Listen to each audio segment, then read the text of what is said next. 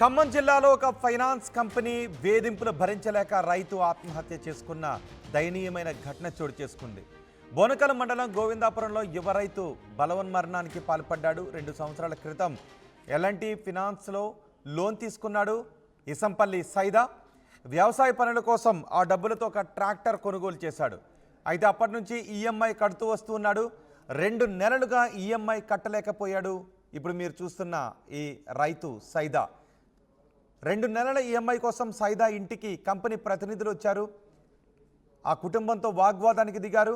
కానీ ఆ కుటుంబం 2 నెలలు సమయం కావాలి, కొంత సమయం కావాలి అని అడిగింది. కానీ కంపెనీ ప్రతినిధులు మాత్రం అందుకు అంగీకరించలేదు. వెంటనే డబ్బులు కట్టాలి అని, లేకపోతే కుటుంబాన్ని బజారుకి ఈడుస్తాము అంటూ నానా మాటలు మాట్లాడారని చెప్తున్నారు. బెదిరించారు అని ఆ రైతు కుటుంబ సభ్యులు చెప్తున్నారు. ఈ నేపథ్యంలో ఆ కంపెనీ ప్రతినిధులు ఇంటికి వచ్చి ఇంటి దగ్గర అందరి ముందు దుర్భాషలు ఆడటంతో, అవమానకరంగా మాట్లాడటంతో ఆ రైతు తట్టుకోలేకపోయాడు.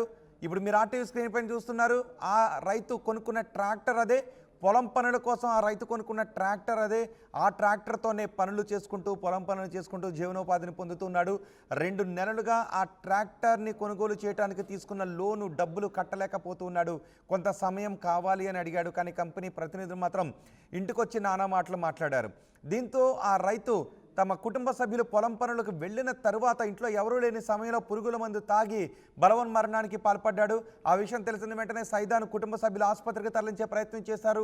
కానీ ఆసుపత్రికి తరలించిన తర్వాత చికిత్స పొందుతూ రైతు కన్నుమూశాడు.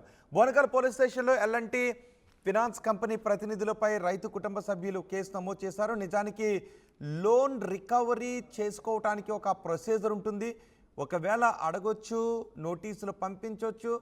ఒకవేళ అప్పటికి ఇవ్వకపోతే కోర్టులో కేసు నమోదు చేసి, సివిల్ కేసు నమోదు చేసి వాళ్ళకు తీసుకోవాల్సిన లోన్ డబ్బులను రికవరీ చేసుకోవచ్చు.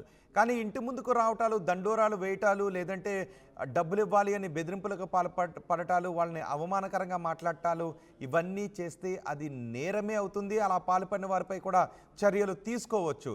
సో ఈ రైతు స్టోరీని మీలో ఎంతమందికి బాధ కలిగిస్తోంది? ఈ వార్త చూస్తున్న మీలో ఎంతమందికి ఈ రైతు మరణం బాధ కలిగిస్తుందో మీ అభిప్రాయాన్ని కమెంట్ బాక్స్లో తెలియచేయండి. ఎంతమందికి ఈ రైతు మరణం బాధ కలిగిస్తుందో మీరు ఈ వార్తను షేర్ చేసి మిగిలిన వాళ్ళ అభిప్రాయం కూడా తీసుకోండి. ఎందుకంటే రైతు దేశానికి వెన్నెముక. దేశ ప్రజలు పొట్ట నిండాలి అంటే రైతు పొలంలో పండించాల్సిందే. కానీ ఆ రైతు తన కడుపులోకి విషాన్ని తీసుకోవడం కారణంగా ఇప్పుడు మరణించాడు. ఆ రైతు తీసుకున్న లోను కట్టలేకపోయాడు. ఆ రైతు ఆ ట్రాక్టర్ను కొనుగోలు చేశాడు. పొలం పనులు చేసుకోవడానికి ట్రాక్టర్ను కొనుగోలు చేసిన డబ్బులు 2 నెలల ఈఎంఐ కట్టలేకపోయాడు. ఈ వార్త మీలో ఎంతమందికి బాధను కలిగిస్తుందో మీ అభిప్రాయాన్ని కమెంట్ బాక్స్లో తెలియచేయండి. ఎందుకంటే లోన్ తీసుకున్న తర్వాత లోన్ రికవరీ ప్రొసీజర్ ఉంటుంది, దానికి ఒక ప్రాసెస్ ఉంటుంది. ఇంటి మీదకి వచ్చి బూతులు తిడతాం, ఇంట్లోంచి బయటకు లాగేస్తాం, ఈడ్చేస్తాం, అందరి ముందు నిలబెడతాం, ఇష్టం వచ్చినట్టు మాట్లాడతాం అంటే అది కుదరదు, నేరమే అవుతుంది. కాబట్టి ఈరోజు ఎవరైతే ఆ రైతు ఇంటికి వచ్చి లోన్ కట్టలేకపోయినా ఆ రైతుని దుర్భాషలాడారు, ఆ లోన్ కట్టలేకపోయినా ఆ రైతుని నానా మాటలు మాట్లాడారు, ఇబ్బంది పెట్టారు, అవమానకరంగా మాట్లాడారు, వాళ్ళందరూ కూడా ఇప్పుడు నేరస్తులే. ఒకవేళ రైతు కొంత సమయాన్ని అడిగాడు, ఆ సమయం ఇవ్వడం ఇష్టం లేకపోతే లీగల్గా కోర్టులో పిటిషన్ మూవ్ చేసుకోవచ్చు, వాళ్ళకి సమన్లు పంపించవచ్చు, ఆ ట్రాక్టర్ని సీజ్ చేయమని అడగవచ్చు, ఇంకేదైనా అడగవచ్చు. కానీ ఇంట్లోంచి బయటకు లాగేస్తాం, అవమానకరంగా మాట్లాడటం, పక్కింటి వాళ్ళందరూ వినే విధంగా వాళ్ళని దుర్భాషలాడటం, ఇవన్నీ కూడా కంపెనీ ప్రతినిధులు చేసిన నేరం కిందకే వస్తుంది. ఇప్పుడు ఆ కంపెనీ ప్రతినిధులపై పోలీస్ స్టేషన్లో, బోనకల్ పోలీస్ స్టేషన్లో కేసులు కూడా నమోదు చేశారు. ఒక్కసారి ఈ దారుణ ఘటన గురించి చూడండి. అక్కడికి చాలామంది వచ్చారు, రైతు కుటుంబాన్ని పరామర్శించడానికి వచ్చారు. దేశానికి అన్నం పెట్టడానికి పొలం వెళ్ళి ఎండనక వాననక కష్టపడి పనిచేసి ఆ రైతు ఇప్పుడు తన కడుపులోకి విషాన్ని తీసుకుని బలవన్మరణానికి పాల్పడ్డాడు. ఈ వార్త చూస్తుంటే మీకేమనిపిస్తుందో మీ అభిప్రాయం కామెంట్ బాక్స్లో తెలియచేయండి. ఒకసారి ఆ కుటుంబ సభ్యులు ఏమంటున్నారో నేను మీకు వినిపిస్తాను. మా అన్నయ్య ఈ ఫైనాన్స్ ఎల్ఎన్టీ ఫైనాన్స్ వాళ్ళు వచ్చారు. ఎంత లోన్ తీసుకున్నారు? లోన్ తీసుకుంటే ట్రాక్టర్ కొన్నాం. ఎంత కాస్ట్ ఎంత? అది 7,40,000 ఫైనాన్స్తో కలిపి 10 లక్షల దాకా వచ్చింది. 10 లక్షలు అంటే మనం ఆల్రెడీ 2 కిస్తులు కట్టేసినాం. ఇంకొక కిస్తీ ఉండే, అదే ఒక 3 నెలల దాకా గ్యాప్ వచ్చింది, ఆగిపోయింది. మీకు కడతావనే చెప్పిన వాళ్ళు ప్రతిసారి ఫోన్ చేసినాం, రెస్పాండ్ అయ్యి కడతామని చెప్పింది. నేను కడతామని చెప్తేనే సర్లే కడతామని చెప్పి మా నాన్న చెప్పిండు. ఇట్లా కొన్ని రోజులతో బ్యాంకులు బంద్ అయ్యడం వల్ల ఆగిపోయింది. కడతా అని చెప్పిన అప్పటికి రెస్పాండ్ అయ్యి కడతామని చెప్పి బ్యాంకులో ఉండే డబ్బులు తీసుకొచ్చి కడతామని చెప్పింది. చెప్తే మరి మీకు ఇవన్నీ అయ్యేటట్టు చెప్తున్నాను, మరి బ్యాంకులో ఉన్నాయని చెప్తున్నారు, మేము వస్తే లోవు అంటాను కట్టట్లేదు, ఎన్నిసార్లు తిరగాలి మీ చుట్టూ మేము తిరగాలి మేము అని చెప్పి మాట్లాడారు. మళ్ళీ ఆ రోజు వచ్చి వాడిని మా నాన్న చెప్పిన రోజు దీనికి వచ్చి అయినా మళ్ళీ వాడి ముందు వచ్చి ట్రాక్టర్ రోడ్ మీద పోతుంటే రోడ్ మీద ఆపి ట్రాక్టర్ తీసుకొని పోవాలి ఇంటికి, షోరూమ్ తీసుకొని పోవాలి, మీరు ఫైనాన్స్ కట్టలేదని చెప్పి లోన్ కట్టమని అడిగితేనే ముందు తాగాడా? లోన్ కట్టమంటేనే లోన్ కట్టమంటే కాదు, లోన్ కట్టడం చేతగానప్పుడు మీరు ఎందుకు మాట్లాడారు, మీరు చేతగానప్పుడు ఎందుకు తీసుకున్నారు అని చెప్పి దానివల్ల వాడు ఏమండో తెలియదు మనకి. వాడు ఎంతగానో తిడితేనే వాడు అంతగానో మనం తీసుకున్నాడు. అసలు వాడు తాగి అంత ధైర్యంగా లేదు అసలు. నాకు ఎవరన్నా ఊకోలే కానీ అది వాడు అంత తిడితేనే వాడు అంతగానో, వాడు ఎంత తిడితే వాడు ఎంతమందితో తిట్టుంటాడు, వాడు మనం తీసుకుని తాగినాడు. అది జరిగింది. మాట్లాడినాడు నువ్వు ఏం మాట్లాడి మీరు ఫోన్ చేస్తే? నేను ఫోన్ చేస్తే మీరు ఇంటికి వచ్చారు కదంటే ఏదో అన్నారట మా వాడిని, వాడు తిట్టుకున్నారంట, ఇద్దరు తిట్టుకున్నారు, నువ్వు తిట్టిన వాడు తిట్టిన తెలియదు నాకైతే, మా వాడు తిట్టారని తెలిసింది. మా వాడు మీరు పోయిన తర్వాత మీరు వచ్చి తిట్టిపోయిన తర్వాత మా వాడు మంది తాగిండు, మంది ఇప్పుడు సాబోతులో ఉండు అని అంటే నువ్వు ఫస్ట్ చెప్పినంటే అప్పుడు నేను మంది తాగారని చెప్పిన తర్వాత అప్పుడు అవునా అని చెప్పి మాట్లాడిండు. ఇప్పుడు వచ్చినాక మీరు మావాడే చెప్పిండంట, మేము కట్టకపోతే ట్రాక్టర్ తీసుకొచ్చి మీరు వచ్చిన రోజు ట్రాక్టర్ తీసుకొచ్చి సాయంత్రం కాలం తీసుకొచ్చి పెడతా, నీకు షోరూంలో పెట్టేస్తా, లేదంటే తెల్లార పెట్టేస్తా అని చెప్పి అని అన్నట్టు అని ఆయన చెప్పిండు. చెప్తే మరి మీరు అనిసిపోయారు, మొత్తానికి అరిచిపోయారు. వాడు మంది ఆగిండు. నేనన్నా వాడు బతుకుంటే నీకు సాయంత్రం తీసుకొచ్చి పెడతారు, వాడు చచ్చిపోతే మీరు పొద్దున్న వచ్చి ట్రాక్టర్ తీసుకోవాలని చెప్పిన. ఆ రోజు పొద్దున్న ఫోన్ చేస్తే ఫోన్ ఎత్తి మాట్లాడిన తర్వాత ఫోన్ స్విచ్ ఆఫ్ పెట్టుకున్నాడు. ఒక్కడ ఫోన్ చేసినా ఒక్కడ వాడు ఇన్ఛార్జ్ అంటే వాడు షోరూమ్ ఇన్ఛార్జ్ ఎల్లండి పైన ఇన్ఛార్జ్ వాడికి ఫోన్ చేస్తే నేను పంపిస్తాను, నేను నిజావాళ్ళన్నా మా వాళ్ళకి లీవ్ వచ్చింది, ఇప్పుడు లీవ్లో ఉన్నాం సార్, మీరు రాలేకపోతున్నారు, మా వాళ్ళు అందుబాటులో లేరు అని చెప్పారు. ఆదివారం కనుక వచ్చి ఈఎంఐ కట్టించుకోవడం కోసం వచ్చారు వాళ్ళు. అంటే అది కట్టించుకోవడానికి కోసం అయితే ఆదివారం వస్తారు, మిగతా టైంలో ఇలాంటి అయితే మాకు కుదరట్లేదు సార్, మా వాళ్ళు అందుబాటులో లేదు సార్, మీరు అర్థం చేసుకోండి సార్, మేము అర్థం చేసుకోవాలంటే మీ బాధలో ఉంటే మేము అర్థం చేసుకోవాలి అని అట్లా మాట్లాడారు వాళ్ళు. మళ్ళీ తర్వాత కంటే మళ్ళీ ఫోన్ చేస్తే ఆ పిల్లగాడు మీ ఏదో పర్సనల్ ప్రాబ్లం చచ్చిపోయిండు, మీవుడు మానెత్తనెత్తన్నారా అని మాట్లాడుతున్నారు.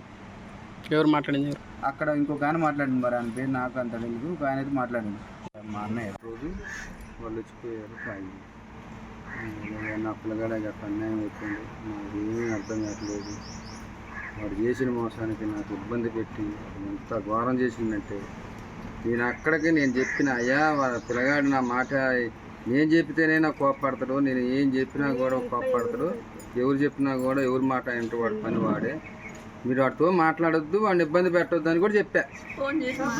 ఫోన్ చేసి చెప్పినా కూడా వినకుండా ఫోర్స్ చేసి చేసి పిల్లగాడిని నేను తాగం చేసిండు వాడు.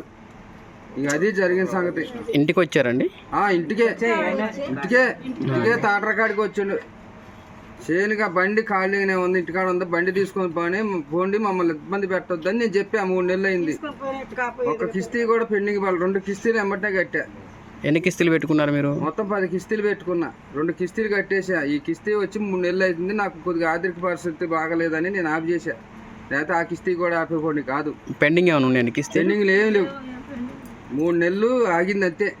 6 నెలల కిస్తీకి 3 నెలలు ఆగింది. పోయిన కిస్తీలు 2 కిస్తీలు ఎమ్మటే కట్టా. ఏమైనా ఇబ్బందికరంగా ఏమైనా మాట్లాడారా? మాట్లాడారు. ఇబ్బంది మాది గోడికి నీకెందుకు, నీకు గుడి ఎందుకు, నీకు బడి ఎందుకు, ఇవన్నీ ఎందుకు అని చెప్పేసి అని మాట్లాడిండు అతను. ఎవరు మాట్లాడింది? ఎవరు? ఆయన పేరు ఉండే కోటి రాధాకృష్ణ. నేను అక్కడ చెప్పిన, నాకు గుడితో పని ఎందుకు, ఈ బడితో పని ఎందుకు, మీ డబ్బులు మీకు ఇచ్చేస్తా, మీరు మాట్లాడొద్దని చెప్పినా కూడా వాడు మాది గోడికి ఇది కూడా అని మాట్లాడిండు. కేవలం ఫినాన్స్ కంపెనీ వేధింపులు భరించలేకే ఆ యువ రైతు బలవన్మరణానికి పాల్పడ్డాడు అని చెప్తున్నారు. పొలంలో పంట పండించడం అంటే ఒక చిన్న విషయం అనుకుంటున్నారా? పొలంలో పంట పండించడం అంటే ఆ పంట చేతికొచ్చేంత వరకు ఏం జరుగుతుందో కూడా తెలియదు. మధ్యలో ఆ పంట కుళ్ళిపోయో పాడైపోతేనో, ప్రకృతి వైపరీత్యాల వల్ల దెబ్బతింటేనో ఆ రైతు ప్రాణం అంతా ఆ పంటలోనే ఉంటుంది. ఆ పంట కోసం రైతు ప్రాణం తీసుకోవటానికి కూడా వెనకాడడు. అలాంటి రైతుకు అప్పిచ్చిన కంపెనీ 2 నెలలు కిస్తీ కట్టలేదు అని ఇంటికొచ్చి దుర్భాషలాడితే అవమానం భరించలేక ఆ రైతు ఆత్మహత్య చేసుకున్నాడు. ఇక్కడ నాకు ఆశ్చర్యం కలిగిస్తున్న విషయం ఏంటి అంటే, ఇది నేను జనాలకి కేవలం దీని మీద స్పందన అడిగితే కేవలం 10 మంది మాత్రం స్పందించారు. 106 మందిని మాత్రం ఈ వార్త కదిలిస్తోంది. దేశానికి అన్నం పెట్టే ఒక రైతు గురించిన వార్త మీలో కేవలం 106 మంది మాత్రమే చూడగలిగేలా చేస్తుందంటే నాకు కొంత ఆశ్చర్యం వేస్తుంది. ఓకే, నేను మా ప్రతినిధి ఉదయ్తో మాట్లాడతాను. ఆ కుటుంబ సభ్యులు రోధిస్తూ ఉన్నారు, కుటుంబ సభ్యులు ఏడుస్తూ ఉన్నారు, కుటుంబ సభ్యులు బాధపడుతూ ఉన్నారు, పోలీస్ స్టేషన్లో కంప్లైంట్ చేశారు. ఎస్ ఉదయ్, ఈ ఘటనపై పోలీసులు ఏమైనా ఫిర్యాదు చేశారా? నిజానికి లోన్ ఇచ్చిన కంపెనీ అవ్వచ్చు, వ్యక్తులు అవ్వచ్చు, ఎవరికైనా కూడా ఇంటికొచ్చి దుర్భాషలాడి కాలర్ పట్టుకుని బయటికి లాగేస్తాం, డబ్బులు కట్టాలని డిమాండ్ చేసే హక్కు ఉండదు. కేవలం లీగల్గా మాత్రమే అప్పిచ్చిన వ్యక్తి డబ్బులు తీసుకునే అవకాశం ఉంటుంది, అది ఎంత పెద్ద కంపెనీ అయినప్పటికీ కూడా. సో ఈ కంపెనీ ప్రతినిధులు దుర్భాషలు ఆడినందుకు ఆ రైతు చనిపోయాడని చెప్తున్నారు. పోలీసుల విచారణలో వస్తున్న విషయాలేంటి?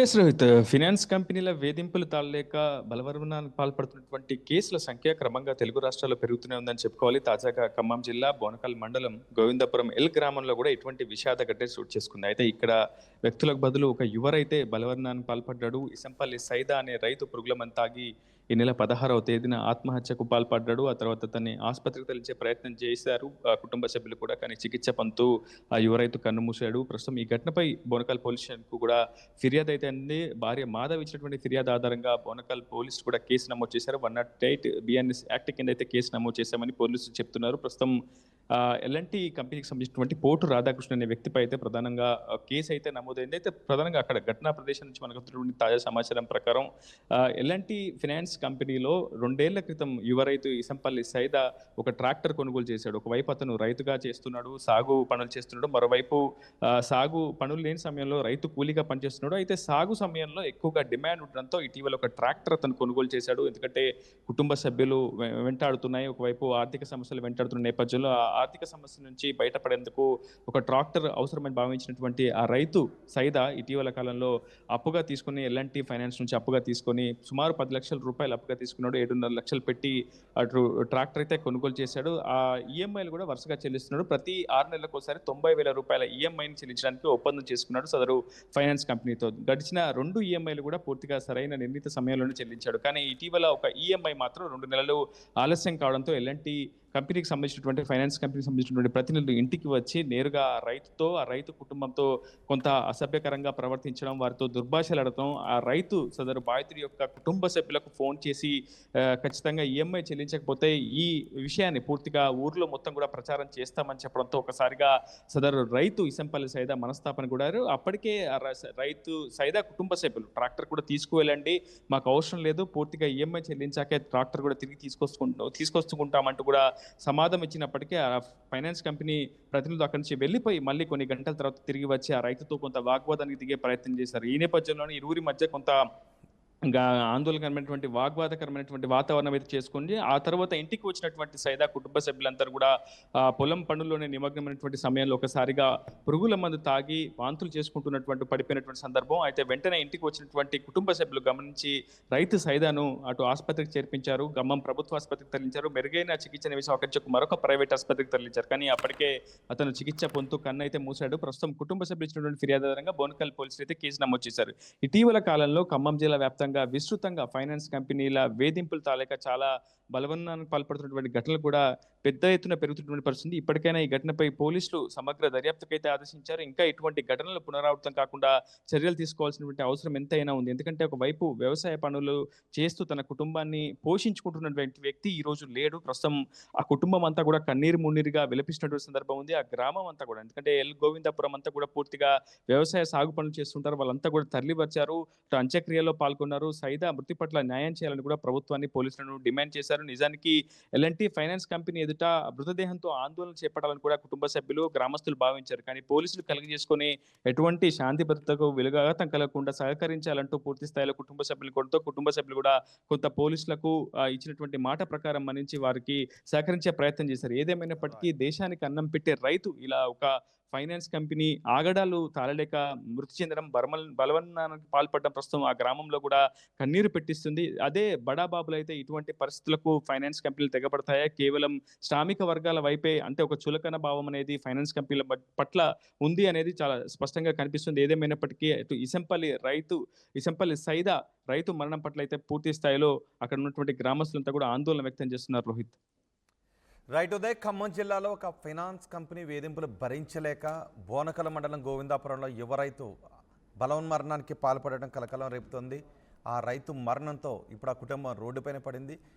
2 ఏళ్ల క్రితం ఎలాంటి ఫైనాన్స్ కంపెనీలో లోన్ తీసుకున్నాడు ఇసంపల్లి సైదా. వ్యవసాయ పనుల కోసం ఆ డబ్బులతో ఒక ట్రాక్టర్ కొనుగోలు చేశాడు. 2 నెలలుగా ఈఎంఐ చెల్లించలేదు. 2 నెలల ఈఎంఐ పెండింగ్ ఉండటంతో కంపెనీ ప్రతినిధులు వచ్చి ఆ కుటుంబం దగ్గరికి వచ్చి దుర్భాషలాడారు. ఈఎంఐ కట్టకపోతే తమ అంతు చూస్తామన్నట్టుగా మాట్లాడారు, అవమానకరంగా మాట్లాడారు. దీంతో అవమానకరంగా మాట్లాడటంతో ఫీల్ అయ్యి అవమాన భారం భరించలేక అందరూ కూడా పొలం వెళ్ళిన సమయంలో ఇంట్లో ఎవరూ లేని సమయాన్ని చూసి సైదా పురుగుల మందు తాగి బలవన్మరణానికి పాల్పడ్డాడు. అతను ఆసుపత్రికి తరలించే లోపే కన్ను మూసారని చెప్తున్నారు. అయితే బోనకల్ పోలీస్ స్టేషన్లో ఎలాంటి ఫైనాన్స్ కంపెనీ ప్రతినిధులపై కేసు కూడా నమోదైనట్టుగా తెలుస్తోంది. ఈ ఘటన గురించి మీరేమనుకుంటున్నారు? ఎవరైతే బలవన్మరణానికి పాల్పడిన విషయంపై మీ రియాక్షన్ ఏంటో కామెంట్ బాక్స్లో తెలియజేయండి.